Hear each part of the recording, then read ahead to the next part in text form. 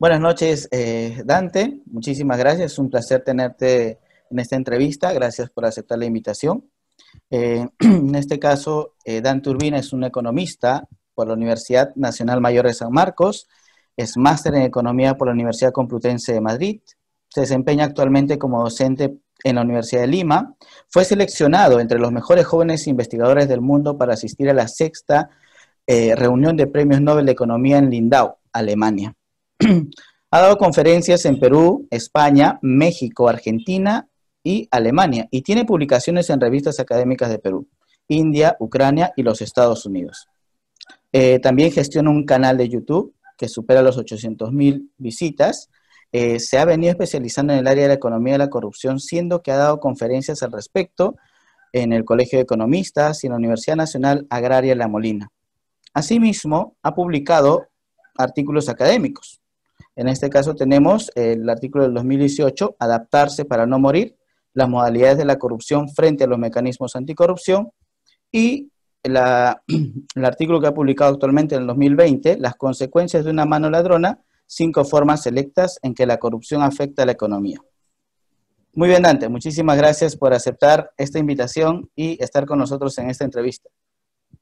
Un gusto estar aquí. Bueno, vamos a ello. Bien, Dante, el tema del cual vamos a hablar es del tema de economía y ética. En este caso, el objetivo de esta entrevista es dar a conocer de por qué es importante o cuál es la importancia que tiene la ética en la economía. Frente a ello, Dante, iniciamos. ¿Cómo defines tú ética y economía? Bueno, para abordar esto se puede entender tanto a nivel de estructuras teóricas o campos del saber, como también a nivel de fenómenos de la realidad. Para enfocar la cuestión, daré la definición desde la perspectiva de áreas o campos del conocimiento. Entonces, por economía, entendemos la ciencia que estudia la administración que realizan las sociedades sobre los recursos que son escasos para satisfacer sus necesidades. Esa es la definición estándar de economía.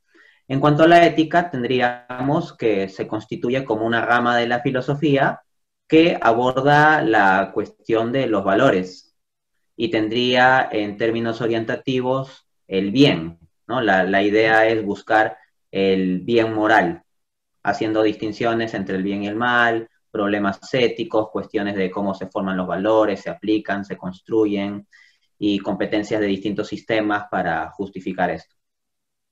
Frente a lo que nos acabas de decir, ¿podríamos decir qué relación hay entre ética y economía? ¿Existe alguna relación?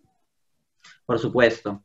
En tanto la economía se define como, pues, administración de recursos para satisfacer necesidades humanas, esto implica apertura a posibilidades e incluso conflicto, porque al satisfacer cierta necesidad, al aplicar recursos para satisfacer cierta necesidad, se están dejando de aplicar recursos para satisfacer otra. Entonces, la economía implica acción humana e implica decisión. Implica que se elige A en vez de B o B en vez de C. Y esto implica una responsabilidad moral. Desde esa perspectiva, nuestras elecciones de producción, de consumo, de inversión y todo ello implican definitivamente una responsabilidad moral, una dimensión ética, porque el conjunto de opciones que se nos abren ante el consumo, la producción, la inversión y todo ello, no son neutras. Por ejemplo, una cosa es la explotación laboral y otra cosa es pagar salarios dignos. Una cosa es comprar, pues, servicios o bienes que son fabricados con explotación laboral, explotación infantil, daño al medio ambiente, etcétera. Y otra cosa es comprar bienes que no tengan esas caracterizaciones. Entonces, toda acción económica, al ser una acción humana, va a implicar una dimensión ética y, por lo tanto, el conjunto de la economía, en sus estructuras específicas, es pasible de ser evaluada en términos éticos, en términos de bien-mal, en términos de justo e injusto. Frente a ello, hay un mal que actualmente aqueja a este campo y a todo el campo social. Hablamos de corrupción. ¿Cómo tú defines la corrupción? La cuestión de definir la corrupción es compleja porque la corrupción es un fenómeno multidimensional. Tiene aspectos económicos, jurídicos, políticos, históricos, sociológicos, psicológicos, etc. Entonces creo que una buena definición de corrupción tiene que contemplar ese carácter multidisciplinario de la cuestión o el carácter multidimensional del fenómeno de la corrupción. Pero la definición convencional es que la corrupción sería el uso, o más bien mal uso o abuso, de los recursos públicos para fines privados. O sea, la idea es que los recursos públicos sean utilizados para promover el bienestar público, para promover el bienestar general. Entonces, cuando bajo determinadas dinámicas se distorsiona eso para favorecer ciertos intereses particulares y no el bienestar general, estaríamos ante un problema de corrupción. Cabe mencionar a este respecto que es importante no caer en el equívoco de ver a la corrupción únicamente como un asunto de gobierno, de estructuras públicas. No, la corrupción implica una interacción entre agentes corruptos y agentes corruptores. Es decir, fundamentalmente aquí, al menos en el esquema estándar, los agentes del sector público serían los agentes corruptos, pero los agentes del sector privado, para obtener beneficios, para promover sus intereses particulares, actuarían como corruptores. Y lo que se ha encontrado en la investigación sobre la economía y la corrupción es que los agentes privados, esto es las empresas o los individuos, no son meramente pasivos respecto al fenómeno de la corrupción, sino que pueden tomar un rol activo. De hecho, el caso de la empresa Odebrecht muestra esto con claridad. O sea, Odebrecht no es una empresa que pasivamente se ve sujeta, bueno, es que vivo en un Latinoamérica corrupto y no tengo otra opción. No, sino que esta empresa de forma activa utiliza un sistema corrupto y promueve una estructura de corrupción para sus fines privados, ¿no? Entonces es importante tener en cuenta ese aspecto, no caer en el reduccionismo de que la corrupción es únicamente un fenómeno asociado al sector público, sino es un fenómeno de la interacción del sector público y el sector privado. Bien, frente a esto que tú nos dices de Odebrecht y las empresas, por ejemplo, ¿cómo podríamos decir de qué manera afecta un acto corrupto en la economía, en este caso de un país? ¿De qué manera afecta? Hay múltiples vías, múltiples canales por medio de los cuales la corrupción afecta a la economía. Sería muy largo explicarlo, pero voy a reseñar de forma puntual unas ideas muy concretas. En primera instancia, la corrupción implica una mala asignación de recursos, una asignación ineficiente, porque los recursos públicos tienen que ser asignados de la forma más eficiente para promover el bienestar general de la población. Pero si es que hay corrupción, entonces tal vez los gobiernos terminan dirigiendo los recursos públicos a aquellas instancias que más les permiten recolectar pagos corruptos. Por ejemplo, se ha encontrado que mucho mayor impacto tiene en mejorar la educación el pagar muy bien a los profesores. Pero ahí no es tan fácil entrar en el fenómeno de la corrupción como cuando se construyen colegios, porque en la construcción de colegios, al tratarse de un montón de dinero por infraestructura y frente a la posibilidad de inflar los costos con las empresas y que los funcionarios públicos se lleven una parte y los agentes privados se lleven otra de esa inflación artificial de costos, pues ¿qué termina sucediendo? Que los gobiernos terminan promoviendo más la construcción de infraestructura física, donde pueden sacar, por decirlo en el lenguaje coloquial, su tajada, en lugar de formas más eficientes como, digo, el promover mayores salarios para los docentes. De otro lado, podemos pensar en que la corrupción genera incertidumbre.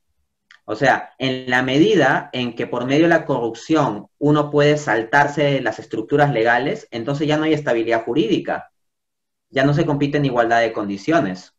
Y esa incertidumbre es perjudicial para el funcionamiento de las actividades de inversión y todo ese tipo de opciones, ¿no? De otro lado, la corrupción agrava el problema de la desigualdad, porque precisamente los agentes que constituyen las élites de poder político y económico están mejor conectados entre sí para promover sus propios fines y tienen más dinero para, pues, sobornar a funcionarios a gran escala. En cambio, las personas pobres no tienen muchos fondos para sobornar funcionarios, ni tampoco están tan bien conectados con la gente importante como para promover sus fines privados. Entonces, quienes terminan beneficiándose más de estas estructuras corruptas son las personas más ricas y poderosas. Entonces se perpetúa la desigualdad. En cuarto lugar, podemos entender que la corrupción perjudica el desarrollo humano. O sea, en tanto no hay una buena asignación de recursos públicos, entonces lo que es el tema del sistema sanitario y el sistema educativo se ven perjudicados y eso pues genera limitaciones en el desarrollo a largo plazo de la población en los países. De otro lado, se puede mencionar el tema del medio ambiente. Es decir, muchas veces las empresas del sector extractivo tienen que pasar múltiples regulaciones para pues, mostrar que sus procesos extractivos no dañan el medio ambiente, pero por medio de la corrupción pueden coimear o sobornar a funcionarios para saltarse artificial o artificiosamente esos filtros y terminan perjudicando al medio ambiente. Entonces hay múltiples dimensiones en virtud de las cuales la corrupción puede afectar a la economía. Bien, entonces, frente a ello, podemos ver que la corrupción afecta sobre todo a aquellos, los más pobres, ¿no? A los más pobres en una población y genera mucha desigualdad. Bien, hoy en día vemos en la actualidad un modo de ver de la corrupción como forma de inversión. Muchos empresarios lo ven así, muchos políticos también lo ven así, ¿no? Como una forma de inversión y ellos afirman a raíz de eso que esto favorece el crecimiento económico, ¿no? Eso dicen muchos empresarios. ¿Cómo tú respondes a esa afirmación? Bien. En primera instancia, sí, existe esta hipótesis de la aceitada, ¿no? Que la corrupción puede funcionar como un aceite para promover la dinámica económica. Sin embargo, hay otros autores que plantean que más bien, en lugar de que la corrupción sea una especie de arena en las llantas de la economía, perdón, una especie de aceite en las llantas de la economía, sería una arena. O sea, terminaría impidiendo dinámicas de crecimiento económico. ¿En qué sentido? Bueno, como ya he dicho, por una asignación ineficiente de los recursos, por generar más incertidumbre, por generar más costos también. La corrupción, pues, es un costo para los agentes privados, para los empresarios que además de sus costos estándar por producción y comercialización, tienen que pagar costos de sobornos. De otro lado, tenemos la cuestión de la inestabilidad política, o sea, cuando se descubren los actos de corrupción, eventualmente esto genera problemas a nivel político y esa inestabilidad puede perjudicar también el clima de negocios. En términos de evidencia empírica, si bien hay algunos estudios que han hallado un efecto positivo de la corrupción sobre el crecimiento económico, la mayoría de estudios lo que encuentra es un efecto negativo. De hecho, en un metaanálisis que realizaron los autores Campos, Dimova y Salef en 2016, en que tomaban unas 416 estimaciones de 41 estudios, encontraron que el efecto neto de la corrupción sobre el crecimiento económico es que es un efecto negativo, un efecto genuinamente negativo. Yo mismo vengo desarrollando una investigación en que analizo el impacto de la corrupción en el crecimiento económico y otras variables en 10 países, y de los 10, en 7 encuentro un efecto significativamente negativo, en 2 un efecto estadísticamente no significativo, y solo en 1 un efecto positivo. Así que parece que la tendencia general es un efecto negativo a la corrupción. Y sea lo que fuere, incluso si a corto plazo pudiera promover un poco de crecimiento económico, a largo plazo termina destruyendo las estructuras que se requieren para un genuino desarrollo y no un mero crecimiento. Entonces podemos entender que no es como se dice y no es como muchos afirman, ¿no? Frente a ello, hablando de empresas en el tema económico, por ejemplo, en los años 70, Milton Friedman, premio Nobel de 1976, ¿no?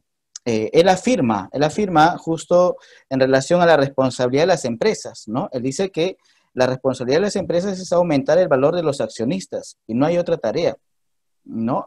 ¿Y cómo respondemos hoy en día? Porque parece que esa afirmación fue la que impulsó a que surja la ética de la empresa en este caso, ¿no? Y muchas veces llevó a que mucha gente en el campo empresarial pues vea de esa manera la función o la misión de la empresa. ¿Cómo tú respondes frente a eso que dice Milton Friedman? Bueno, lo que hay que decir sobre esto es que el plantear que la responsabilidad de la agente empresa es únicamente aumentar el valor para los accionistas es una aberración a la luz de la ética. O sea, todos los seres humanos tenemos responsabilidades morales. Entonces, la responsabilidad moral que uno tiene no se reduce a aumentar simplemente el valor para los accionistas, sino que en términos de responsabilidades morales estamos vinculados a la sociedad, a ciertos valores, y esto pues va más allá de meramente la rentabilidad económica. Existen formas inmorales de obtener rentabilidad económica. Incluso puede ser que sean legales, pero al mismo tiempo sean inmorales, porque lo legal no es exactamente lo mismo que lo moral. Por ejemplo, una industria del aborto puede ser muy rentable y puede ser legal en ciertos países, pero eso no significa que sea moral. Entonces, hay una responsabilidad moral a este respecto.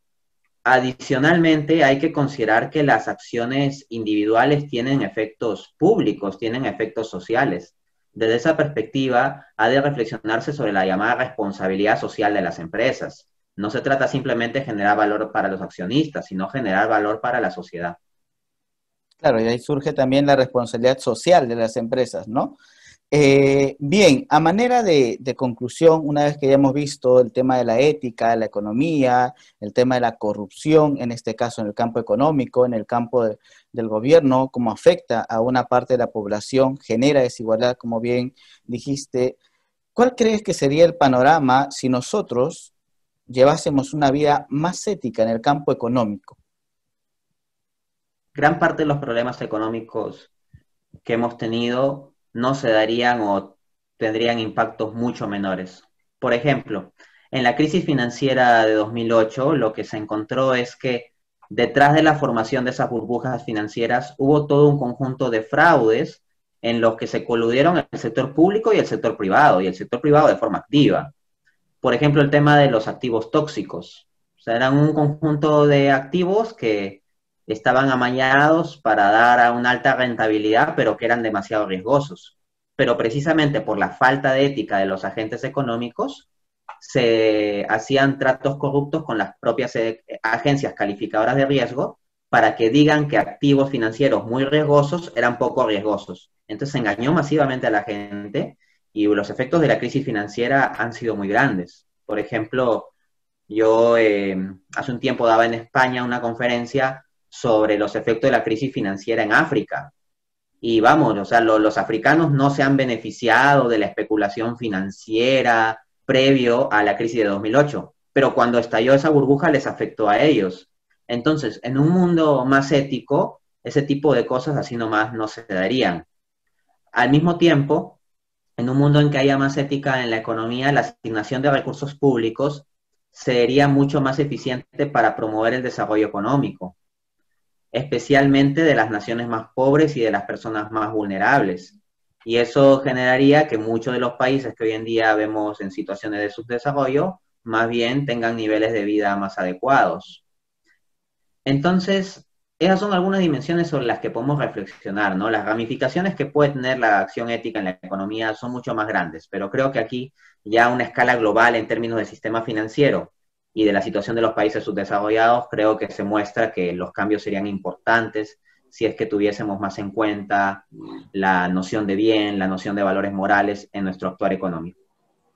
Bien, entonces podemos concluir de que el tema de la ética en la economía es importante, ¿no? Porque esto favorece al bienestar social en este caso, tanto empresarial, tanto en la función pública también, porque hoy en día el tema de la corrupción tiene un auge mayor porque vemos que nuestros políticos, vemos que empresas están inmersas en esto, ¿no? Están inmersas en esto. Y bueno, te agradezco, Dante, que nos hayas conseguido esta entrevista y clarificado las ideas para poder tener claro que realmente la ética es importante en nuestra vida, incluso en nuestra vida diaria, ¿no? Como bien tú decías, la economía no solamente implica el tema empresarial o el tema, implica nuestra vida diaria también, ¿no? Nosotros hacemos economía a todo momento, cuando administramos nuestra casa, cuando compramos o vemos, nos organizamos en familia, hacemos economía y eso si va acompañado o va con una vida ética en la cual nosotros nos rijamos bajo principios, valores que nos ayuden a llevar, pues vamos a vivir tranquilos y felices, ¿no? Bien, Dante, muchísimas gracias, un gusto poder compartir y gracias por esta entrevista. Buenas noches, A ti Dante. también, gracias. Buenas noches.